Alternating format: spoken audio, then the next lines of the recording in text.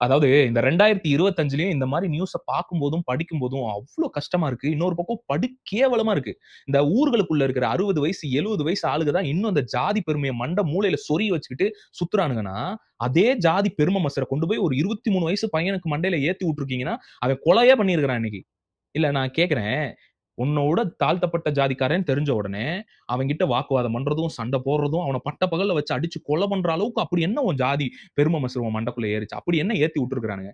இதுல பாதி பெரிய, பெரிய ஆட்கள் வந்து இன்னைக்கு நாளுக்கு யார் ஜாதி பார்க்குறாங்கிறது வேற பூரா இடத்துலயும் போய் பேசுறீங்க. அதெல்லாம் நினைக்கும்போது அவ்ளோ கஷ்டமா இருக்கு. உங்களுக்கெல்லாம் சென்னைய தாண்டி தமிழ்நாடு எதுவுமே கிடையாதுல்ல. அங்கேயே கஃபேல காஃபிய குடிச்சுட்டு பப் போய் டான்ஸ் ஆடிட்டு வீட்டுக்கு போயிறது. ஊர்ல என்ன நடக்குதுன்னு கூட தெரியாது. இன்னைக்கு இதுக்கு பதில் சொல்லுங்க. 27 வயசு பையன் கவின் முதல் பட்டதாரி அவன் குடும்பத்துல. முதல் கட்டமா அவன் குடும்பத்த அடுத்த கட்டத்துக்கு கொண்டு போறதுக்கு ஒரு முயற்சி எடுத்து போயிட்டு இருக்கான். ஆமா, லவ் பண்ணா தப்பு. நீங்க முடியாதுன்னு சொல்லுங்க. அதெல்லாம் தவறுன்னு சொல்லுங்க. இல்ல நீங்க போலீஸ் குடும்பம் தானே கூப்பிட்டு மிரட்டிட்டு விடுங்க. அதையும் தாண்டி எந்த வன்மம் அவன போய் கொலை பண்ண வச்சு உங்க பையன் போய் கொலை பண்ணியிருக்கானே. இப்ப எந்த ஜாதி வந்து உங்கள காப்பாத்தும்? உண்மையிலேயே இதுக்கு வந்து நீதி குடுத்தா, எந்த ஜாதி உங்கள காப்பாத்துதுன்னு பார்க்கிறேன். அந்த நீதி தான் நம்ம ஊர்ல கிடைக்காதே!